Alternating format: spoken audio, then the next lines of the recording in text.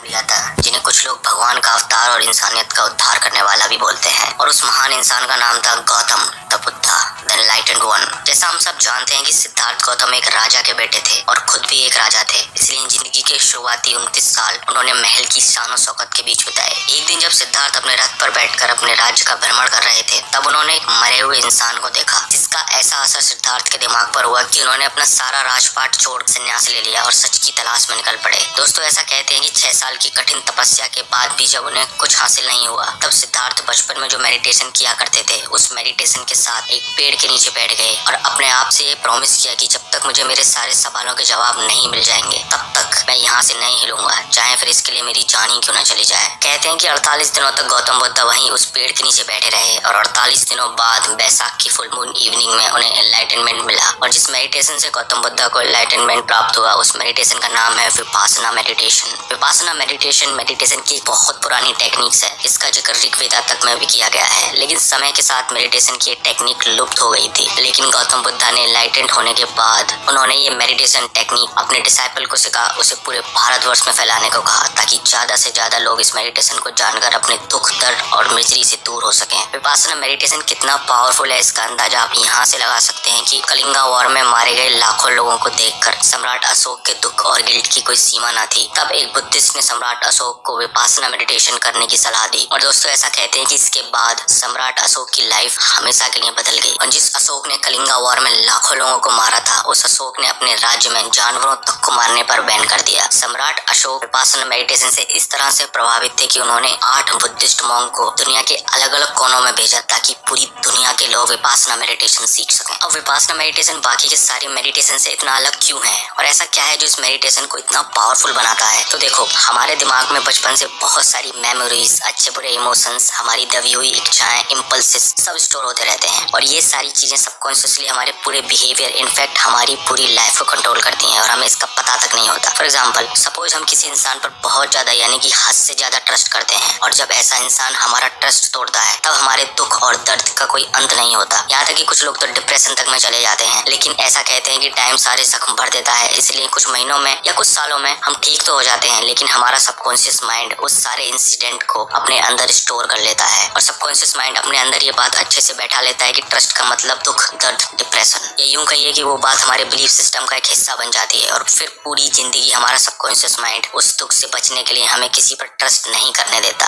जब तक कि वो इंसान अपना पूरा बिलीफ सिस्टम ही चेंज ना कर दे। ये बस मैंने आपको एक छोटा सा एग्जांपल दिया है, ऐसे ना जाने कितने अच्छे बुरे बिलीफ से हमारा सबकॉन्शियस माइंड भरा पड़ा है। इसलिए 1937 में लियोपोल्ड सिजोंडी ने ह्यूमन पर्सनैलिटी के सबसे डीपेस्ट बिहेवियर को समझने के लिए एक ह्यूमन पर्सनैलिटी टेस्ट इन्वेंट किया था, जो कि आगे चलकर सिजोंडी टेस्ट के नाम से फेमस हुआ। लेकिन ये सब मैं आपको क्यों बता रहा हूँ, क्योंकि विपासना मेडिटेशन के लाखों फायदों में से एक फायदा ये भी है कि विपासना मेडिटेशन से आप अपने डीपेस्ट टू डीपेस्ट सेल्फ को जान पाएंगे। विपासना मेडिटेशन कितना पावरफुल है और ये किस हद तक इंसान की लाइफ में चेंजेस ला सकता है, इस बात का अंदाजा आप यहाँ से लगा सकते हैं कि विपासना मेडिटेशन भारत की तिहाड़ जेल से अमेरिका की डोनाल्डसन प्रिजन तक में कैदियों के बिहेवियर को सुधारने के लिए कराया जाता है, ताकि कैदी बाहर जाकर दोबारा से क्राइम ना करें। अब मैं ये नहीं बोल रहा हूँ कि आप लोग सब क्रिमिनल हैं ना। विपासना मेडिटेशन के 94 देशों में 202 से ज्यादा सेंटर हैं, जिसमें लाखों लोगों को विपासना मेडिटेशन सिखाया जाता है। सब जानते हैं कि विपासना मेडिटेशन आखिर है क्या। विपासना शब्द 2 शब्दों से मिलकर बना है, वी एंड पासना। वी का मतलब होता है विशेष और पासना का मतलब होता है देखना, यानी कि विशेष तरीके से देखना। विपासना के बारे में बौद्ध धर्म के ग्रंथ सतिपट्ठान सुत्ता और महासतिपट्ठान सुत्ता में बहुत डिटेल्स में बताया गया है। तो उन्हीं ग्रंथों के अनुसार विपासना मेडिटेशन को 4 भागों में बांटा गया है, कायानुपासना, वेदानुपासना, चित्तानुपासना एंड धम्मानुपासना। फर्स्ट, कायानुपासना। विपासना मेडिटेशन की शुरुआत सांसों पर ध्यान लगाने से होती है। बाकी के मेडिटेशन टेक्निक में सांसों को लंबा और गहरा लेने को कहा जाता है, ताकि हमारा दिमाग जल्दी से शांत हो सके। लेकिन विपासना मेडिटेशन में आपको ऐसा कुछ नहीं करना है। इस मेडिटेशन टेक्निक में आपको बस अपनी सांसों पर ध्यान लगाना है, चाहे सांस छोटी हो या लंबी हो या गहरी हो, उसे बदलना नहीं है। अपनी और अपनी सांसों की सच्चाई को देखना है। अब ऐसा 2 रीजंस की वजह से किया जाता है। फर्स्ट, हर 9 सेकंड के अंदर हमारे दिमाग में कोई दूसरी थॉट आ जाती है, तो उस 9 सेकंड के साइकिल को तोड़ने के लिए हमें सांसों पर ध्यान लगाने को कहा जाता है ताकि हमारा कंसंट्रेशन गहरा हो सके और हम रियल विपासना मेडिटेशन को ठीक से कर सकें। दूसरा, जब आप कुछ दिनों तक अपनी सांसों पर ध्यान कर लेंगे तो आपकी नोज के आसपास आपको कुछ सेंसेशन फील होने शुरू हो जाएंगे। तो इसलिए पूरी बॉडी में सेंसेस की अवेयरनेस को इंक्रीज करने के लिए सांसों पर ध्यान लगाने को कहा जाता है। अब सांसों पर ध्यान लगाने के अलावा जो आपको एक और काम करना है वो ये है कि जब भी आप किसी चीज को देखें तो उस चीज से उसकी आइडेंटिटी को हटा दें। देखो, बचपन से ही हमारे दिमाग को प्रोग्राम करना शुरू कर दिया जाता है कि ये कुत्ता है, ये बिल्ली है, ये पेड़ है, ये गाय है, एक्सेट्रा एक्सेट्रा। अब 2 मिनट के लिए अपने दिमाग से निकाल दो कि ये कुत्ता है, फिर इसे देखो। तो इस तरीके से देखने पर पता है क्या होगा, आपका दिमाग ये समझने की कोशिश करने लगेगा कि अगर ये कुत्ता नहीं है तो आखिर है क्या। और इस तरीके से चीजों को देखने पर आपकी क्यूरियोसिटी और ऑब्जर्वेशन पावर बहुत बढ़ जाएगी। आप हर चीज को बहुत क्यूरियोसिटी और ध्यान से देखने लगोगे। हम लोगों से अक्सर कहा जाता है ना कि बच्चों जैसे क्यूरियस बनो, बच्चों जैसे क्यूरियस बनो, लेकिन ये कोई नहीं बताता कि कैसे बनो। बच्चे इतने क्यूरियस इसलिए होते हैं क्योंकि उनका दिमाग हमारी तरह प्रोग्राम नहीं होता,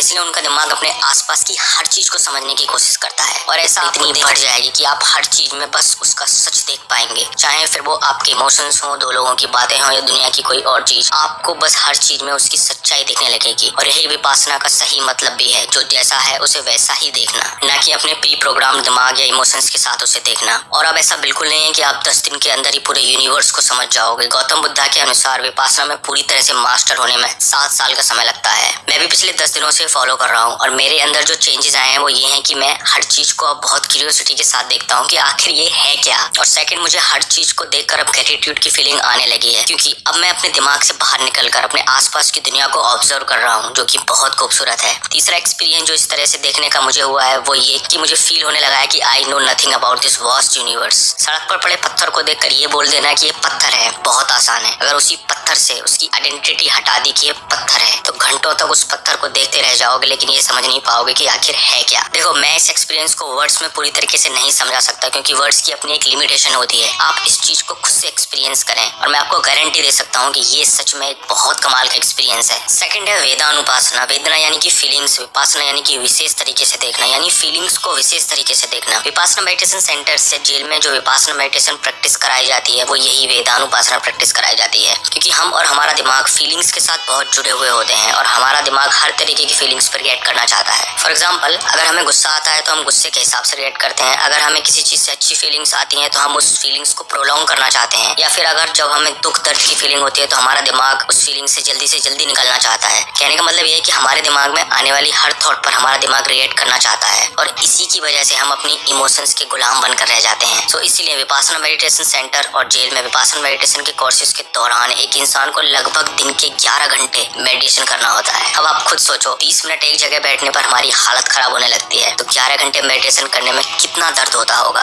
और यही इस वेदानुपासना मेडिटेशन की ट्रिक है कि आपको उस 11 घंटे में होने वाले दर्द पर कुछ रिएक्ट नहीं करना, बस उसे ऑब्जर्व करना है कहाँ दर्द हो रहा है। जैसे ही आप उस दर्द को थोड़ी देर ऑब्जर्व करोगे, दर्द खत्म हो जाएगा। फिर बॉडी के किसी दूसरे पार्ट में दर्द होना शुरू हो जाएगा। जब आप उस दर्द को भी थोड़ी देर ऑब्जर्व करोगे तो वो दर्द भी खत्म हो जाएगा। इसी तरह से आपको अपनी हर फीलिंग के साथ करना होता है, चाहे वो फीलिंग्स गुस्से की हो, दुख की हो, दर्द की हो या अच्छी फीलिंग हो। जब आप इस मेडिटेशन में मास्टर हो जाओगे तो आप अपने आप में और अपनी फीलिंग्स में डिफरेंस कर पाओगे और आप समझ जाओ कि feelings and emotions are temporary. इस स्टेट में आपको कोई भी थॉट, कोई भी इमोशंस परेशान नहीं कर सकते। आपके अंदर समता की भावना आ जाएगी, यानी कि आपका अपने ऊपर पूरा कंट्रोल हो जाएगा। आप समझ जाओगे कि I am not my thoughts and emotions. इसलिए जेल में वेदानुपासना मेडिटेशन कराया जाता है ताकि कैदी अपने आप में और अपने इमोशंस और फीलिंग्स में डिफरेंस कर पाए और अपनी फीलिंग्स के बस में आकर कोई उल्टा सीधा काम ना करें। हम अपनी फीलिंग्स और इमोशंस से किस तरह से चिपके हुए होते हैं, इस बात को the subtle art of not giving आगे आप समझ गए होंगे कि ऑथर मार्क मैंसन ने अपने topic feedback loop from hello में बहुत ही खूबसूरत तरीके से बताया है कि लेट्स सपोज हमें एक बहुत छोटी सी बात पर गुस्सा आया और तभी हमें ये रियलाइज होता है कि यार ये तो बहुत छोटी सी बात है, मैं इस बात पर गुस्सा कैसे हो सकता हूँ। सो जैसे ही आपको ये रियलाइज होगा कि आप बहुत बेकार सी बात पर गुस्सा हो रहे हैं, तब आपको फिर और गुस्सा आएगा। गुस्सा उस बात पर नहीं जो आपके साथ हुई है, गुस्सा आपको आएगा कि मैं किस तरीके का इंसान हूँ यार जो छोटी छोटी बातों पर गुस्सा करता हूँ। यानी कि आप रियल इंसिडेंट जो आपके साथ हुआ है उसे छोड़कर अपने गुस्सा पर गुस्सा करने लगोगे, जिसे author feedback loop from the hell कहते हैं। सो वेदानुपासना के अनुसार जैसे ही आपको गुस्सा आया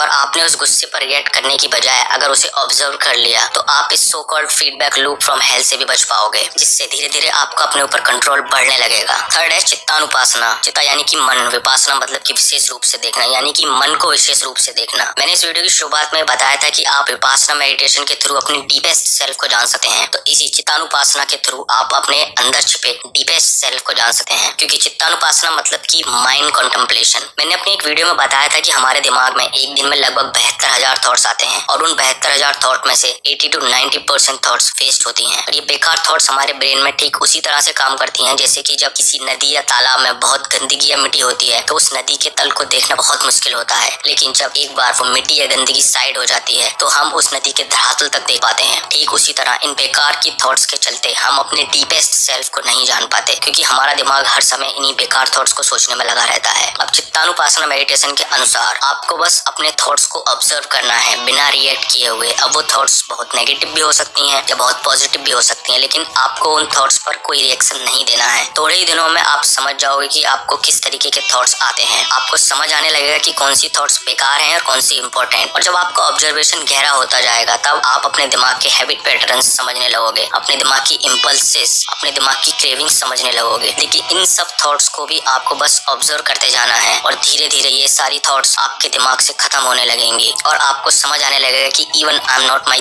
थॉट। जब आपका ऑब्जर्वेशन बहुत गहरा हो जाएगा तब आप एकदम शून्य की स्टेज में पहुंच जाओगे, जहां पहुंचने के बाद आपकी लाइफ में चमत्कार होने शुरू हो जाएंगे। फोर्थ है धम्मानुपासना। धम्मा यानी कि धर्म और विपासना यानी कि विशेष रूप से देखना, यानी कि धर्म को विशेष रूप से देखना या उसकी ट्रू फॉर्म में देखना। यहाँ पर बुद्धा ने जो टीचिंग्स दी हैं उसे ठीक से ऑब्जर्व करने को कहा है। अकॉर्डिंग टू बुद्धिज्म, एनलाइटनमेंट पाने के लिए एक बुद्धिस्ट को बहुत सारे रूल्स एंड रेगुलेशंस फॉलो करने होते हैं। जैसे कि बुद्धिज्म में एनलाइटनमेंट पाने की 7 मेन स्टेजेस होती हैं: mindfulness, investigation of the nature of reality, energy, Joy of rapture, relaxation और ट्रैंक्विलिटी, कंसंट्रेशन एंड इक्विनिमिटी। लेकिन एनलाइटनमेंट के लिए सनातन धर्म में 8 स्टेजेस होती हैं: यम, नियम, आसन, प्राणायाम, प्रत्याहार, धरना, ध्यान और समाधि। और इन स्टेजेस के अलावा काफी योग होते हैं जैसे कि भक्ति योगा, कर्म योगा, जिन्हें फॉलो करके